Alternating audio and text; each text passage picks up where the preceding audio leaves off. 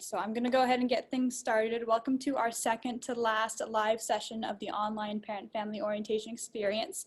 Today's session is titled Navigating the New, Helping Your Student Thrive, given by the Center for Cure Personalist. We're here with the director, Nicole Manator, and case manager, Shawn Joy. Before I turn things over to them, I wanted to let you all know that we are recording the session, so if you have to hop off, the recording will be posted on our online orientation website. In addition, closed captioning is provided for today's session, so you can toggle that by clicking the CC button at the bottom of the screen. If you have any questions at any time throughout the presentation, go ahead and type them in the chat below and we'll get to them later. With that, I'm going to turn off my video and turn things over to our presenters. Hello and welcome. We're so excited to see so many families joining us today. I'm joining you live from my spare bedroom in Spokane, and Shawn is joining us live from our office on Gonzaga's campus. So giving you a little taste of what some of this hybrid virtual learning might be like for your students right here in this presentation. So Shawn and I are going to spend some time with you this morning talking about how to navigate this huge transition to college, how to support your student, some tips to have tough conversations with your student, what to look for, and then resources that are available for your student while they are here at Gonzaga.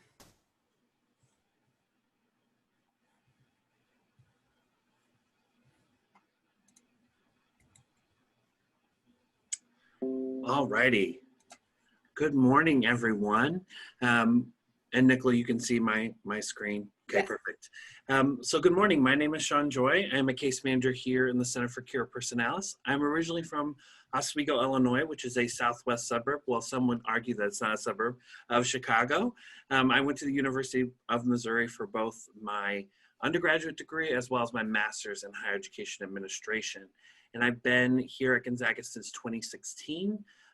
As well as I'm currently, along with my full-time role in CCP, I'm a PhD student in our leadership studies program here at Gonzaga. Nicola, as our director, likes to encourage us to all have passion areas in the work that we do. And for me, that's doing diversity, equity, inclusion work or justice work. I'm really looking at how we can truly celebrate Cure Personalis, which means the care for the whole person. And so how we can holistically support all students and all their identities and help our students learn, as well as very important in my own personal life and things that I do outside of work.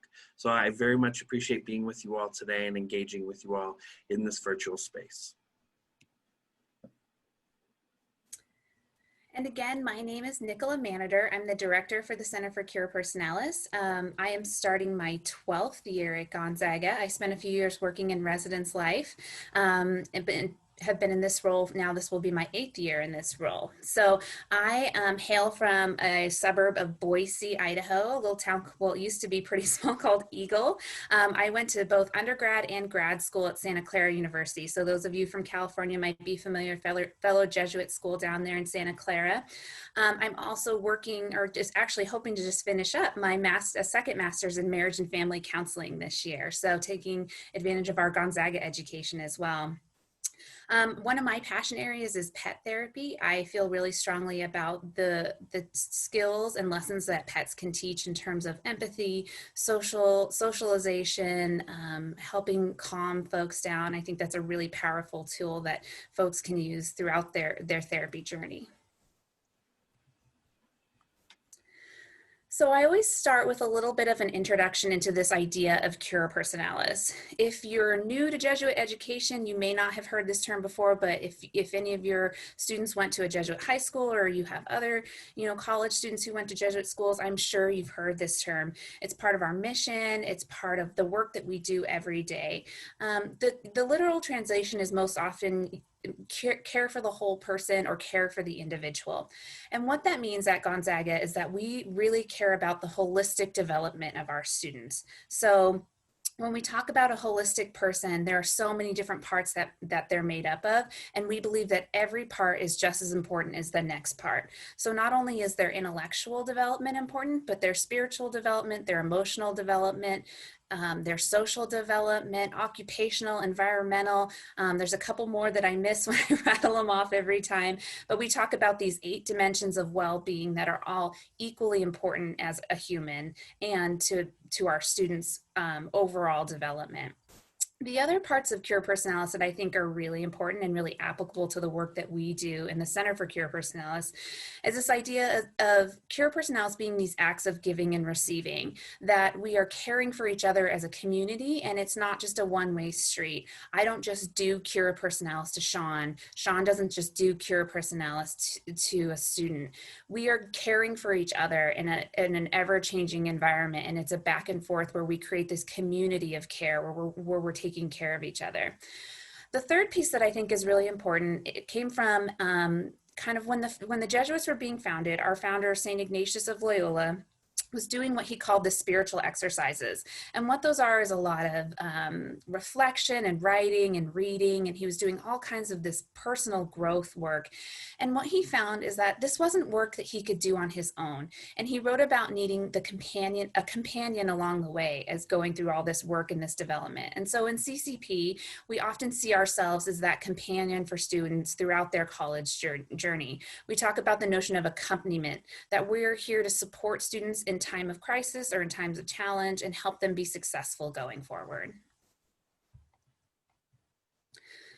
So we like to start with what to kind of expect as your student transitions to college. What's normal for a college student?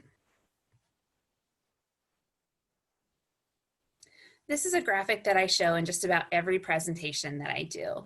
And I think it's really important because I think we can all think back on a time where we started out a new adventure, a new journey, a new job, whatever it might be. And we saw ourselves being successful in the future, right? Maybe that was a year in the future, maybe that was 5 years in the future, maybe it was 10. But we often see we're able to visualize that end of the journey, that ultimate success that we're going to have at the end of our journey. What we often don't think about or pay as much attention to is what reality really is, that there are going to be challenges, there are going to be bumps along the road, and college is no different from that. A lot of our students come here and, bright-eyed and bushy-tailed, ready to get started on their journey at Gonzaga, and they see themselves crossing that stage in 4 years, and that's that. What we really want to normalize is that it's okay to have challenges along the way. In fact, it's almost inevitable to have those challenges along the way. But the good news is that there are lots of folks at Gonzaga that are here to support students as they overcome those challenges. Students are never alone as they encounter these bumps in the road, and we're going to talk about kind of how we support students in those challenges. So we know some things about college students. We've been doing this work for a long time. We know that college students are still developing humans. They're still figuring out their emotions, their identity, all these different pieces that make up who they are. We know that they tend to feel a lot of emotions, and that's okay. We don't want to penalize students for feeling emotions. We don't want to label certain emotions as negative. We want students to be able to feel their emotions and to identify their emotions so that then they're able to better manage them. We know that students are going to get sick. Even now, there's so much going on with healthcare right now, but even during quote unquote normal times, we know students are going to get the flu. We know they might sprain an ankle. We know that they might, come down with a cold of some kind. And we're here to support them, and we'll talk about that. Like I said, we know that there are going to be bumps in the road. We know that there are going to be challenges, and that's very normal. And we want to make sure that students know that that's very normal. We also know that students often perceive that they're the only ones struggling. I think especially in this age of Instagram and Twitter, it's easy to scroll through someone's feed and just see all the amazing things that person is doing, all of their best photos, all of their biggest accomplishments. And so it's important to remember that that's someone's highlight reel, right? Everybody goes through struggles, and we try our best to really normalize that for students. They are not the only ones struggling, and it's important to reach out for help. I do want to share a little bit of information on some of the very preliminary research that's been done in terms of how COVID-19 has affected student mental health. There's a great organization called Active Minds out there that did a lot of research on students, particularly in the spring when so many colleges went to the online environment. And what they found was that 1 in 5 college students say that their mental health was significantly worsened under COVID-19. They also found that 80% of college students report that COVID-19 has negatively impacted their mental health. So these are some really significant numbers, right? We already know that there's been a huge increase in mental health concerns among college students over the past 10 years. Prior to COVID, the estimation was generally between 1 in 4, 1 in 5 college students entering college with a diagnosable mental illness. And now adding this COVID-19 piece on top of it, a lot of what we're seeing are concerns about isolation, increased stress, financial setbacks. You can see on the bar graph there some common ways that COVID-19 has really impacted our students' lives. And these resonate very much with what we've heard and seen from our students this spring and summer. So it's really important for my department and student affairs in general that we're paying really close attention to these things for our students. We know that mental health is going to be a vital piece of their success as they return to college this fall. We know that connection to others is going to be vital in helping them feel resilient and cared for and emotionally well moving forward. And we know that we're going to have to keep an eye on especially some of those resources that they're going to need. So at Gonzaga, we every couple years, I suppose, engage in the National College Health Assessment. And it's pretty consistent year over year that when we ask students what are the top impacts on their academics, we get a list that looks very similar to this. And what's interesting about this is the national data and the Gonzaga data are very, very similar. Where we see the variation that you don't see at many places is this idea of extracurricular activities having an impact on academics at Gonzaga. And even in an online environment, I think this is still going to be an impact for students. Gonzaga students are notorious for being super involved, super engaged in their campus community, in activities, in clubs, in their classes and internships. They carry all these different roles and wear all these different hats, and they just love being involved. That's kind of part of our culture here at Gonzaga. Now, we love that and we think that's great, and we know that that helps our students to be even more successful. But what we don't want is for that to impact their academics in a negative way. So when we talk with students, and I would encourage you to do the same, it's important to talk to students about their depth of involvement versus their breadth of involvement.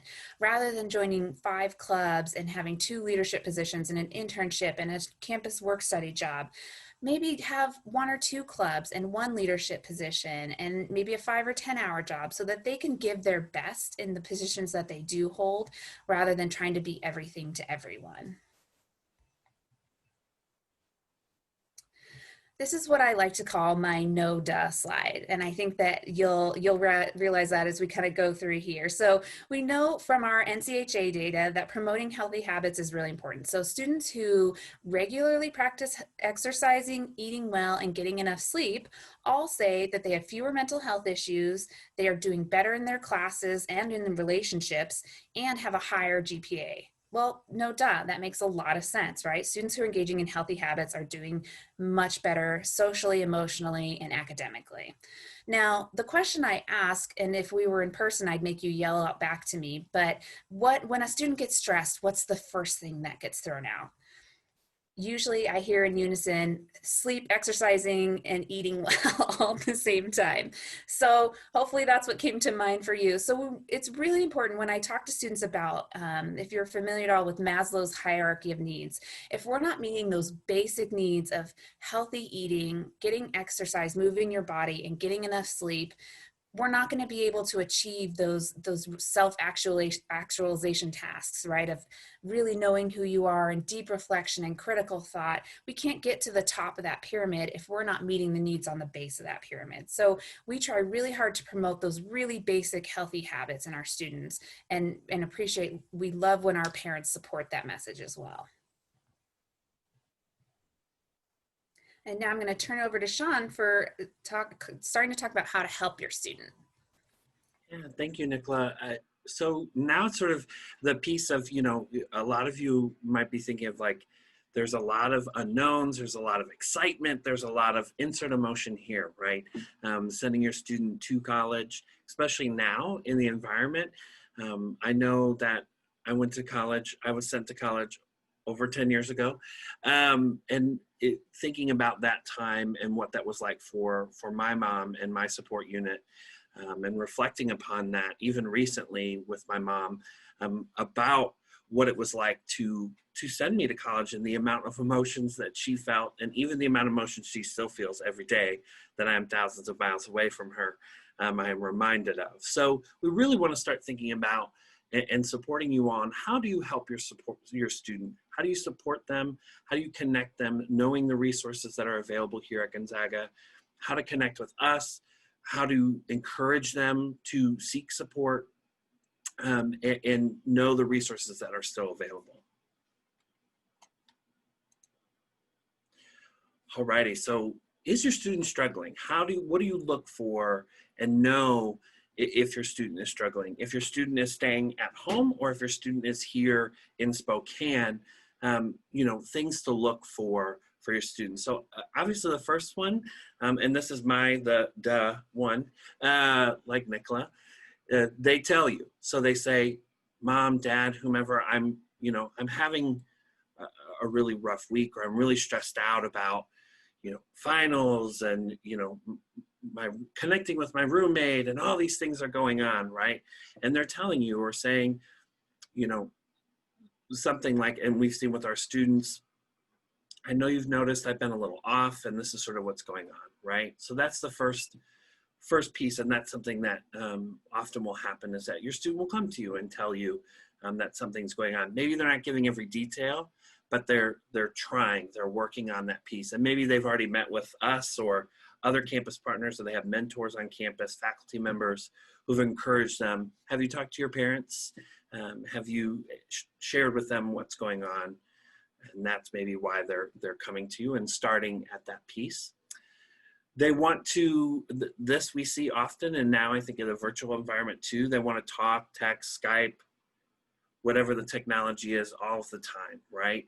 We know that especially when our students are experiencing homesickness and miss you all, and miss the food of home, and the feeling of home, and the hugs they receive from you, and all those pieces. We know that we see an increase, and those students are really constantly, they're spending most of their time, a majority of their time, reaching out to you all, to their siblings, to their, friends at home, and that sort of pattern of, maybe they're struggling and need a little support. The next, they want to come home, period, a lot, period. We see students, often this happens, right?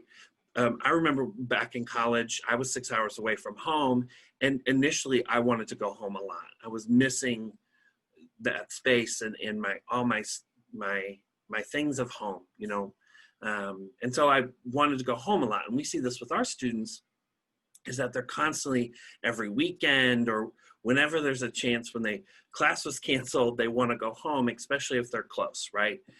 Especially if they're able to drive or able to, take a quick flight home.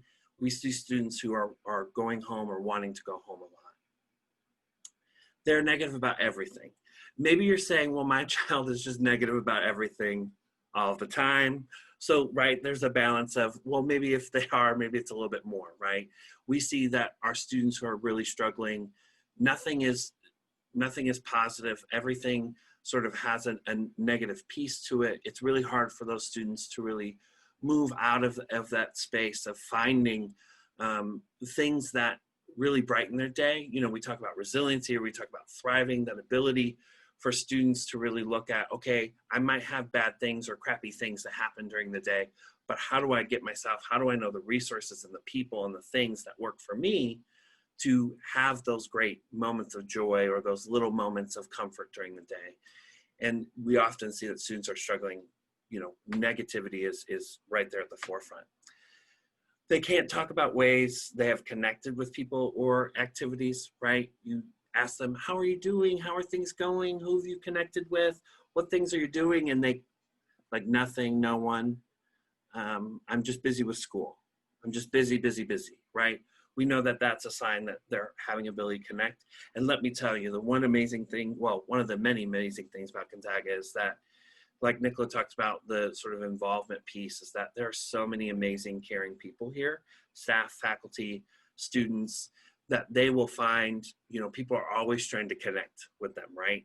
And so if a student says, well, I'm not connecting with anyone, that's probably a sign that something that they're struggling and need a little support in that connection, and maybe that there's a barrier there for them that they're finding.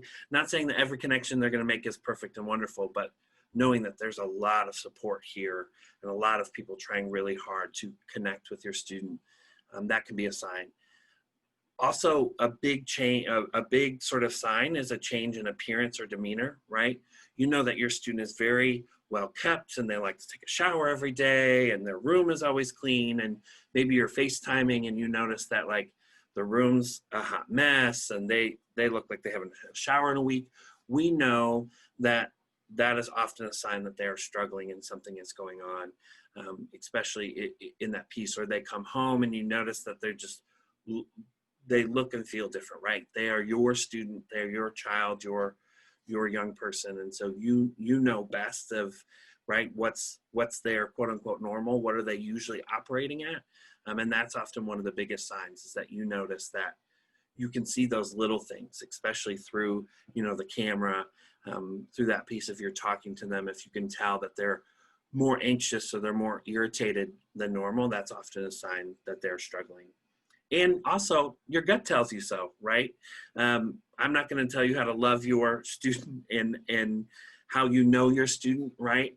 But I know that my mom knows when I struggle. Even at 29 years old, my mom knows when I'm having a rough day and when I'm just off, and can instantly tell, even through a text message. And she's like, "What's wrong?" I'm like, "I'm fine. I don't want to talk," right? So your gut, you just know. And so those are sort of the signs, many of them that we see in our students, and then we often talk with families about when you all call us and say, "I'm noticing these things," or say, "Yeah," we'll reach out to your student, connect with them. These are things that we often see when talking with families.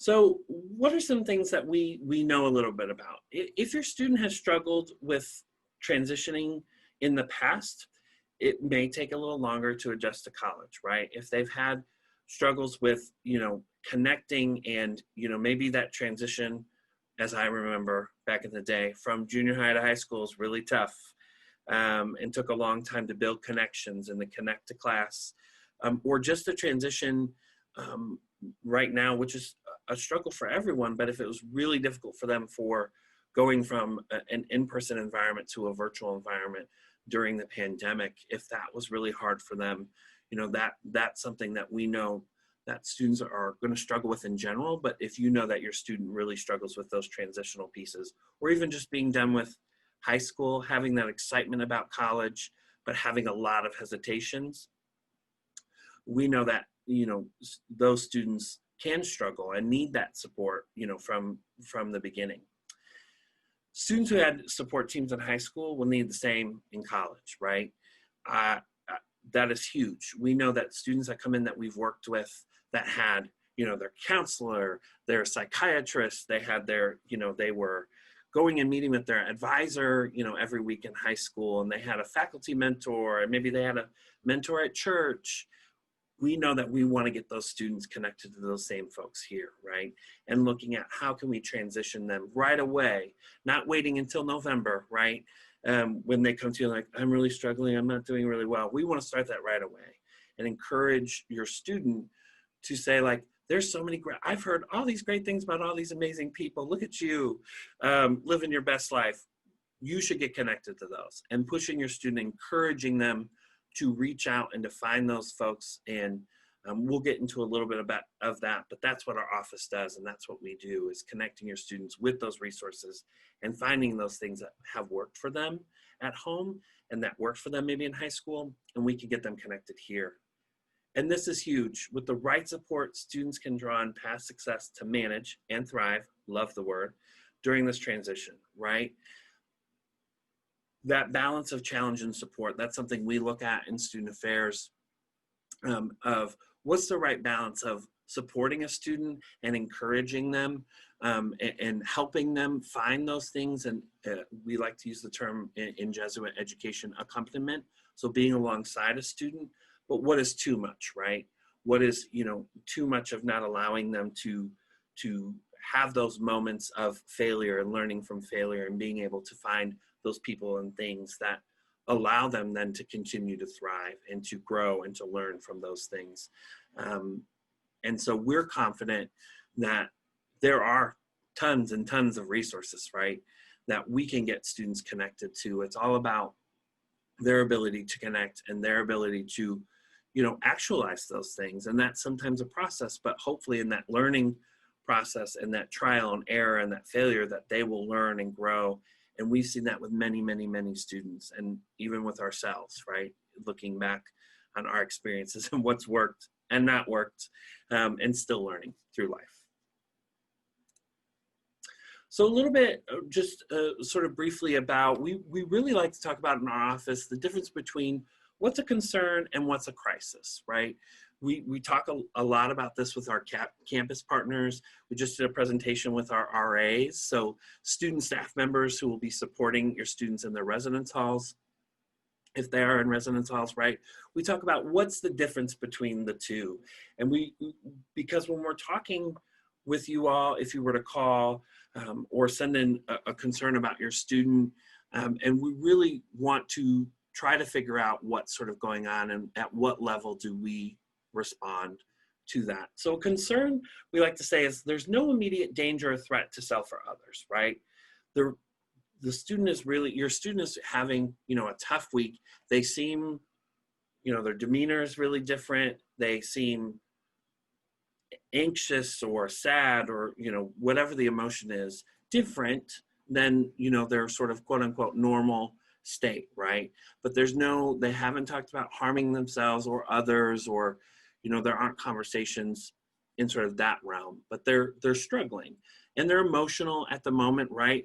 I've had those moments, I remember in college, remember back, where I would be really emotional and upset and stressed out about, I didn't do well on a test, and then I got in an argument with a friend because I was mad about a test, and it was just a spiral, right? And I just spiraled with my mom on the phone and just cried, and it's like, I want to come home. I want to have, Portillo's, which is great food in Chicago, right?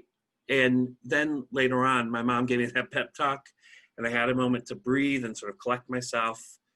She'd say, go get some food, take a deep breath, sit by yourself for a little bit and reflect, and then come back, right?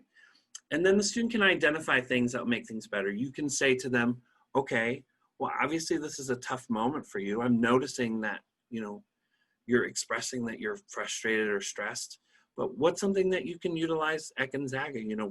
I heard about CCP. They can get you connected, to different resources. I know that you have a counselor, like, have you connected with them? I know you have a great RA. Have you chatted with them? So a concern is really looking at it. It's a lot of emotion. It's a lot of, there are things that can feel hard for you, especially being far away, right? As a support unit, as that is your student, and what to do for them, especially if they're in that, your physical, space. But when they're far away, that can be hard, and it can feel really extreme if they're having a moment where they're just venting and, so many things they feel like are crumbling. But if there are resources and things in the moment can help them. The difference with crisis is that there is immediate concern for safety of individuals or for the community, right? They're expressing that they want to harm themselves, that they are thinking about ending their life. That is a true crisis. We respond here by working with our campus security, sometimes working with our local police department.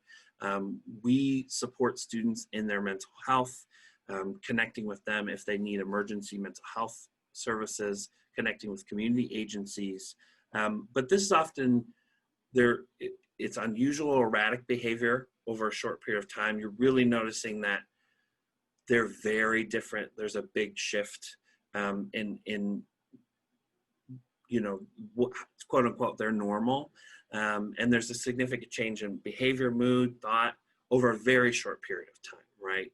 It's not just like, well, this is a continuation, but it's like a quick sort of change. You're noticing that they're not calling you as much, that they're just texting you random things late at night, often we see, right?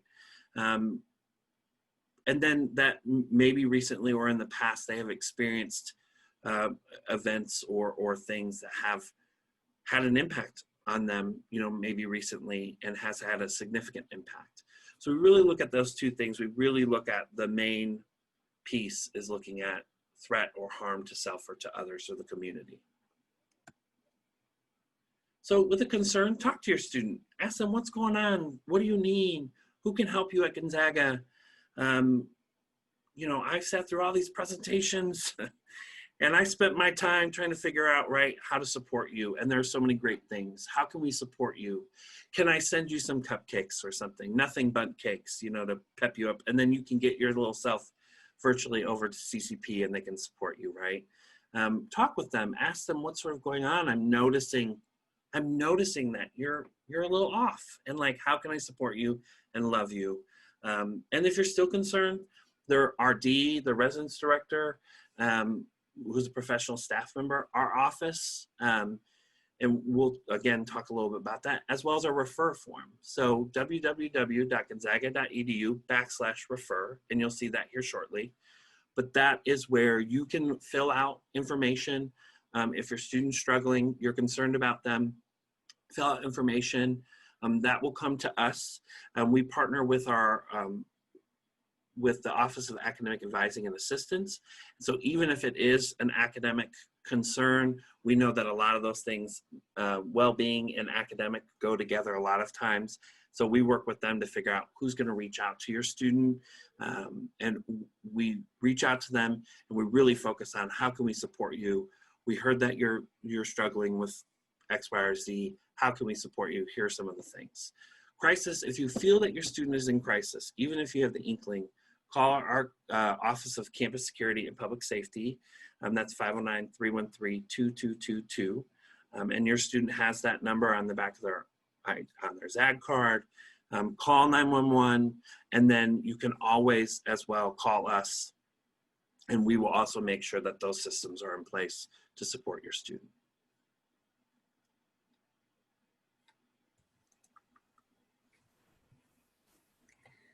All right, so Shawn talked about if you're concerned about your student, you should talk to them, right? So that's often easier said than done. So we're going to go through some techniques for helping to support your student when they might be having a tough time.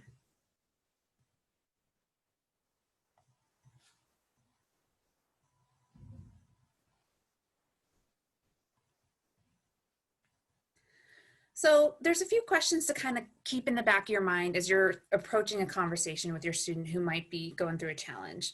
The first is thinking about, how does your student manage emotions? Do they talk about emotions? Have they talked with you about emotions in the past? How do they experience emotions? Do they experience really high highs, really low lows? Are they pretty mellow most of the time?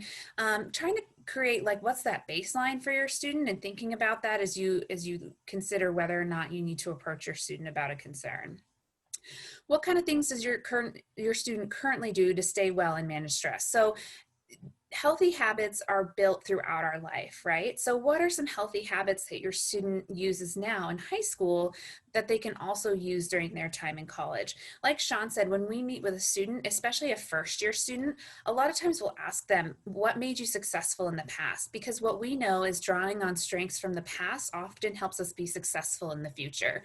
So trying to find those strengths from the past. Well, I would go for walks with my dog, or I, made breakfast for myself and my siblings every morning, and that was a good. So helping them remember what some of those healthy habits they already had in high school were, and applying those to the current setting and kind of building on those for a new environment. thinking about a time when your student experienced a bump in the road or a challenge in the past. How did they manage it then? Again, thinking about past strengths that we can apply to current situations and help build upon for the future. So maybe they failed a test in high school. How did they manage that? What did they learn from that situation? What can they take from that and apply to this situation? And how likely is your student to ask for help? As I mentioned before, a lot of students perceive that no one else is struggling. And so for me, one of the toughest things is when students don't feel like they can ask for help. So the more that we can normalize that behavior of it's okay to ask for help, it's healthy to ask for help, maybe sharing a time when you had to ask for help or a sibling had to ask for help. I know that a lot of celebrities do social media campaigns on, being connected to others and asking for help when you need it and seeking out resources. And that's what we want our students ideally to do. It's not that we don't want our students to struggle, it's that we want our students to ask for help when they do struggle. So the first technique is that idea of just talking directly to your student. Sometimes the buildup to a challenging conversation gets us so kind of in our heads and spinning that we fear having this direct conversation with someone about a tough conversation. But once you get going, I guarantee you it's going to be so much better than you thought it would be.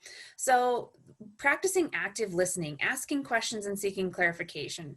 For me, active listening is listening to understand, not listening to respond. So this is one of the things that I've had to learn over the past 10 years as I worked in higher education, is that it's okay if I don't know exactly what to say next. What's more important is that I'm present with that student and understanding how they're feeling, what they're experiencing, being with them in that moment. And then we can figure out where to go from there. What students often say is it's not about what you say, it's about how you say it and how you're present with them. Using open-ended questions and statements. So rather than asking, did you go to class today? Saying, hey, how was your religion class today? Or tell me about your philosophy class today. Or what plans do you have for the weekend?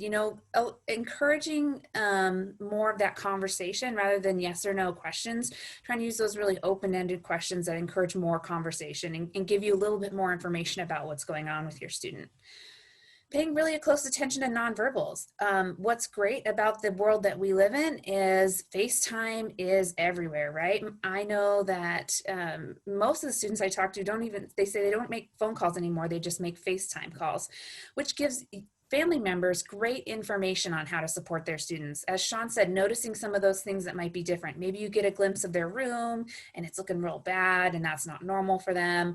Or you notice that they look pretty disheveled or they've lost a lot of weight, or, just paying attention to some of those nonverbals that your student is giving to. Maybe they have a really flat affect. Normally, if your student's normally really expressive, clearly I talk with my hands a lot. I know that, people would probably be worried about me if I wasn't having a lot of expression and talking with my hands. So knowing what's that baseline for your student and paying attention to some of those nonverbals that you'll get to see via video. Reflective listening. So reflective listening is kind of this idea that, again, rather than providing advice or telling a student what they should do, asking questions to making sure you're checking your understanding. So it sounds like you're saying, you had a really hard time in your club meeting last night. Tell me more about that. What would you like to do differently? Or if they say, I don't know what to do, Mom, and maybe you say, well, what do you think you should do? Or what would be helpful moving forward? Or what do you want to accomplish next? So really that making sure we're checking our understanding and allowing our students to reflect on what the best next steps are for them. And then letting your student know that they don't have to protect you from their problems. This is one of the biggest things I hear from students when I ask almost every student I meet with, who have you talked to about what's going on?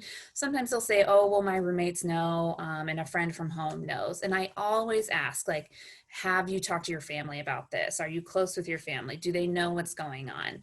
And the most common answer I get is that I don't want to bother my parents with another thing. Students often feel like their problems become burdens for their family. But what I know is that you all want them to share. You want to support them through these challenges. So putting it out there directly, that letting your student know that you want to be involved when they're experiencing a challenge, you want to help support them through it, that it's not a burden. The more they hear that directly from you is way more powerful than when I tell them that. So some conversation starters that you can use. We always say use I statements, right? I'm worried about you. I'm concerned that you're struggling. I'm concerned that you're not having a good time. Expressing your view rather than, your dad thinks that X, Y, Z. We want to keep this really focused on I statements and how you're experiencing what your student is putting in front of you. Expressing empathy. So this is an important one because to me, there's a difference between empathy and sympathy. For me, sympathy is feeling for someone. It's feeling bad for them. Sometimes it's feeling some pity for them. Empathy is what we say is feeling with someone. So putting yourself in their shoes, connecting with a time when you felt really whatever emotion your student is feeling, anxious, upset, concerned, overwhelmed, so that you can be in that emotion together. And a way to kind of share that is a lot of people say, oh, I totally know how you're feeling and here's what I did. But the truth is that we don't know exactly how that other person is feeling because we are not them, right? We need to validate that they're having a very personal and unique experience. So saying things like, it's hard for me to understand exactly what you're going through, but I can tell it's upsetting you. So some of that reflective listening as well. I can tell you're upset. I can tell you're frustrated. And then asking how you can help, right? Well, I think as administrators, as parents, as family members, as siblings, we often feel like it's our job to give guidance and advice to our students in a very direct way. But these are, 18 to 22-year-old adults, and we need to be developing those problem-solving skills in our students. And a way to do that is to ask them what might be helpful, ask them what resources they might need, ask them more about how long they've been feeling this way, who else have they told, what kind of steps have they already taken, and then ask how they would like you to help, because maybe they just want to vent to you. A lot of times, especially our first year students, they haven't made the stronger connection with folks on campus like our upperclassmen. And so when they are having a bad day and they just need to vent, they're going to go to a family member who they've known their whole life. And that doesn't mean that they have a problem that they need you to solve for them.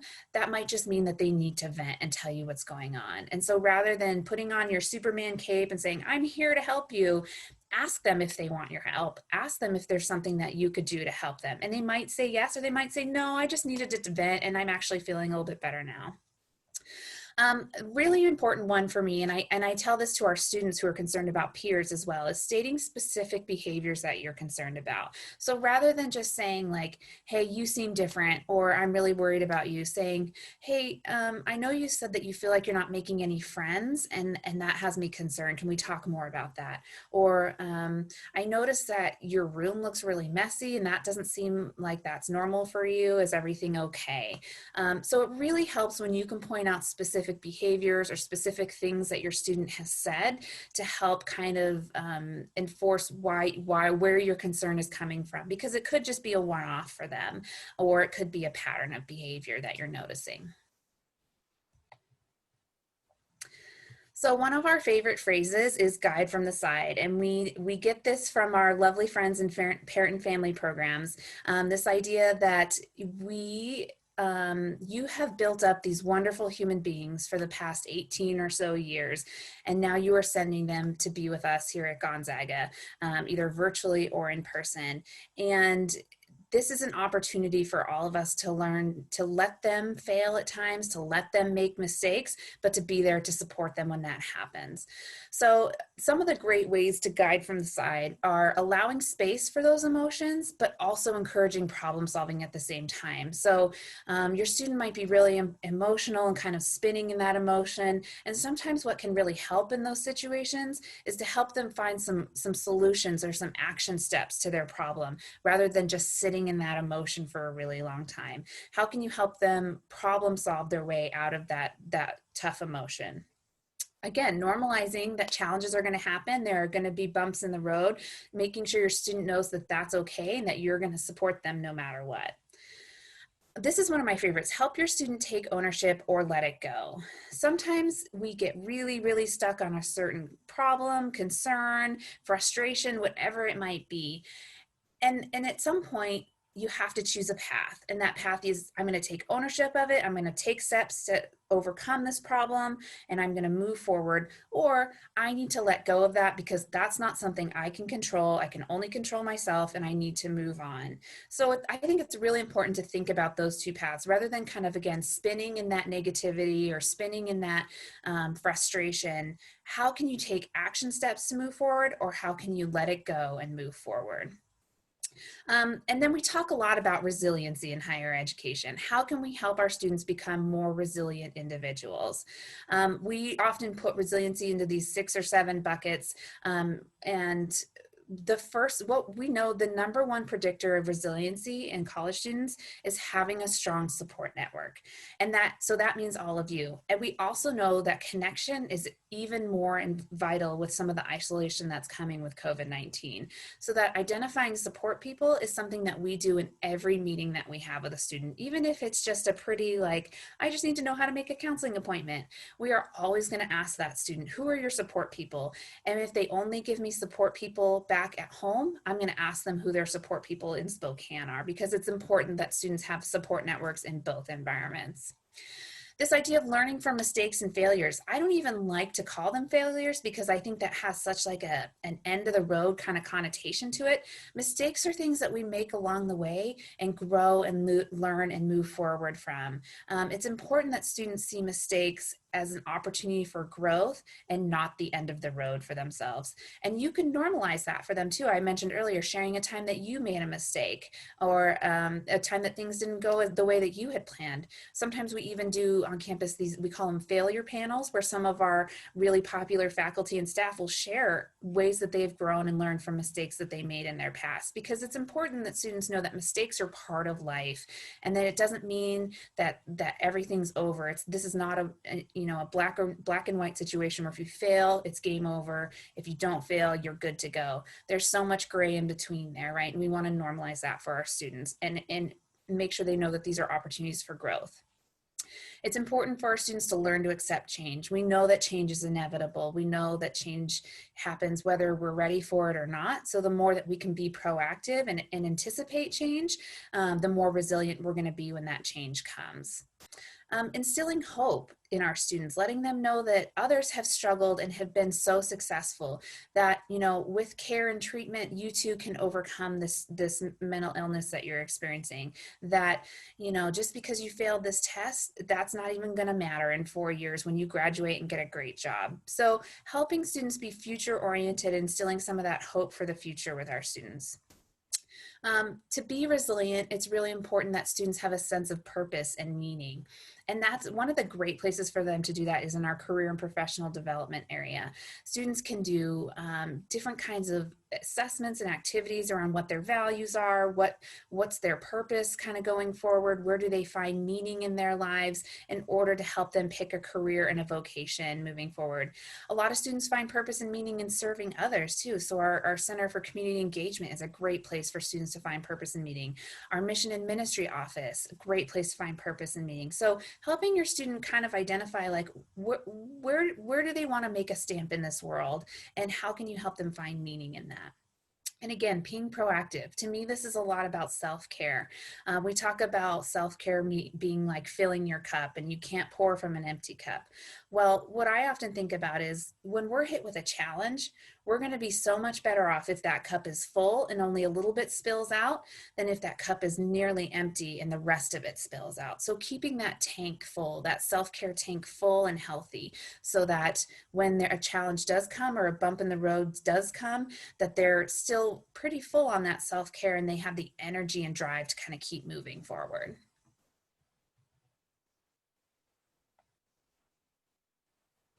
So these are a couple of quotes that I love from a couple of folks who are really have been pretty influential in positive psychology and in strengths-based psychology, as well as resiliency. So Martin Seligman does a lot of work on flourishing and positive psychology. And he says the seeds of resilience are planted in the way we process the negative events in your life. So again, this is not about never making mistakes. It's not about pushing forward until you don't have any more to give. It's about reframing negative things in a healthier way and learning from mistakes and growing and moving forward. Carl Rogers, a famous psychologist, says that growth occurs when individuals confront problems, struggle to master them, and through that struggle, develop new aspects of their skills, capacities, and views about life. So I love that, right? Because the word struggle is in there multiple times. And when we're talking about growth, we don't grow when everything's easy peasy, super, simple and no problems, right? We grow when we confront problems, we grow when we struggle, and we grow when we learn new things. And that's where mistakes play a huge role. So one of the final pieces about, having these conversations with your students is that it's really important that we are teaching students the skills of self-advocacy and self-efficacy. We do a lot of accompaniment in our office. We do a lot of caring for students. And it's really important to us that when our students leave Gonzaga, they have the skills they need to be successful in the quote unquote real world. So we're teaching them skills to be self-advocates. And we hope that parents are doing the same as they guide from the side. We want to give advice and guidance versus just doing things for them. Again, that skill building that we want to see in students. And remembering that there are various federal regulations that prevent us from sharing information with families. So the HIPAA, many of you are familiar with, it's more on the healthcare side of things. And so our health and counseling services, disability access, some of those folks who deal with medical documentation will not be able to share anything with anyone because of HIPAA protections. FERPA is the Federal Educational Rights and Privacy Act, and that's what protects educational records. So when I have a conversation with your student, unless your student gives me explicit permission, I can't share what was said in that conversation with you because that's a protected educational record. That being said, I am always going to encourage students to talk with their families about what we're meeting about or steps for moving forward. We might even do a call together with the family. That's my ideal situation. So we are trying to include you all as much as possible, but know that there are privacy acts that prevent us from sharing quite a bit. And I'm going to turn it over to Shawn. Yeah, so in our last few minutes, we want to talk more about those specifics. So what do we do in CCP? So all this information is great. What do you all actually do? Good question. And how does Gonzaga support well-being? So within the Center for Cure Personalist, or CCP, we look at our values, our support, connection, and empowerment. So to support, connect, and empower. So we want to help students and support them in navigating stressors, different barriers, as well as we support crisis on campus. And as you see here, a little bit of a safety net and that support to accompany them during their journey, to connect with them using appropriate resources both on and off campus, of listening to the student, talking with them about what they need, and then being able to have that big vantage view of what resources can we connect students to, as well as to empower. So like Nicola talked about, that self-advocacy piece is huge. It's something that we both, Nicola and I, as well as all of us in our office, really want to encourage, and is something that is such a powerful tool. As well as we do a lot of consultation and training with our colleagues on campus, faculty and staff, doing a lot of trainings and support with faculty who are maybe concerned about students as well as staff, and being able to support them in that process as well. So what can we help with? All kinds of things is the brief answer. Everything you see here. So mental health concerns, anything that sort of falls within there, right? We are non-clinical folks, so that means we are not able to do counseling or any sort of clinical diagnostic pieces, but what we can do is really understand, the context of maybe what's going on, and be able to then connect them to the right folks and to those clinical folks, and have those conversations with folks about our concerns based on mental health. Physical illness, injury, Nicola talked about this as well, getting them connected with the right folks, making sure that they know the processes, and our health and counseling is amazing here on campus. Being able to get them the right support, or do they need more, do they need to go to the emergency room? What does that look like? Loss of family or close friend, we see this a lot, unfortunately, is something that we all experience in life, right? And supporting students in that process of grief. And grief looks different for everyone. And we try to tell that to our students, and how can we help you in that process? Body image and disordered eating, we have a lot of, we have some good resources that we utilize, and a community agency that we work with called the Emily Program to support students in their journey, right? With everything that comes that way. One thing we see a lot of, a majority of, is interpersonal conflicts, whether it be with a roommate or a friend or someone in a class that we're just not connecting with, right? Or things with family at home, right? And I'm struggling to communicate with my family, and I'm frustrated, and then they're frustrated, right? And how do we support finding the right resources and the right processes to navigate that? And finally, and then one thing we do support is that we are mandated reporters, and so we support students in sexual and physical assaults. And what does that look like? What supports are we getting them connected with and working with? Because that is a regulated process. How do we support students in navigating that? So case management, a little bit more about what we do. Our profession within higher education has really been around for over 11 years now, officially. And we do a lot of support and outreach for students of concern. So we receive a lot of input about concerns about students, and then we will reach out to them, whether that's through our refer form, www.gonzaga.edu/refer. We will reach out to students, whether a faculty calls, RA calls. We will reach out to student, really focus on not who referred them, but focus on what support they need. We like to say that we're a hub for students. If you don't know where to start, we're a great place to start. I'm really struggling with this, or my child is struggling with this. They don't really know where to go. Can they come to you? Yes, absolutely. And I always like to tell students 99.9-ish% of the time, if I don't know the direct answer, I at least know who to go to for the answer. That's really, that's a positive, whatever. Resource brokering, we do a lot of that. I couldn't think of the words. Resource brokering, so that's a lot of what we do, right? Understanding what students need, finding the right resources, helping them navigate that, encouraging them that efficacy and advocacy of calling, making those appointments, following through, making sure that, how is that going? Is it working for you? Again, consultation, collaboration with so many folks on and off campus, with you all, my students struggling, how can I better support them? And giving some of those tools, supporting you all.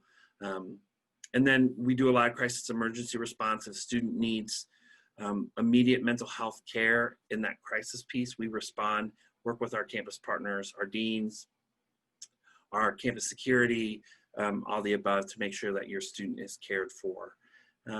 We have a lot of great community relationships with community partners. Again, training and education. We do a lot of follow-up. We like to meet with our student.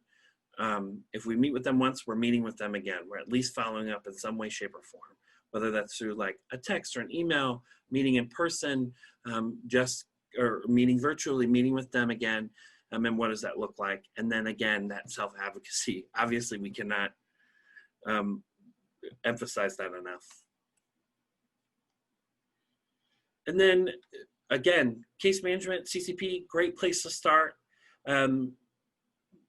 What we see students for most often is either we're looking at what we call emotional distress. So anything from anxiety, or I'm stressed out about this or that, the other, interpersonal conflicts, issues with roommates, issues with friends. Those are often what we're seeing. And then as Nicola touched on, private versus confidential, really looking at what we can share, what we don't share. A lot of students are always nervous about, please don't tell my mom. It's like, how do we coach you through that process so that you can tell your mom? And then one thing that we really like to hit on is over a third of our students we see are self-referred. So they come in, we've seen a lot of this, and we've seen a growth in the amount of students who are coming to us and saying, I need support, I need help, which is awesome, and we love it. And it's really, we hope that it continues. Alrighty. So how to connect with us? Again, www.gonzaga.edu/refer.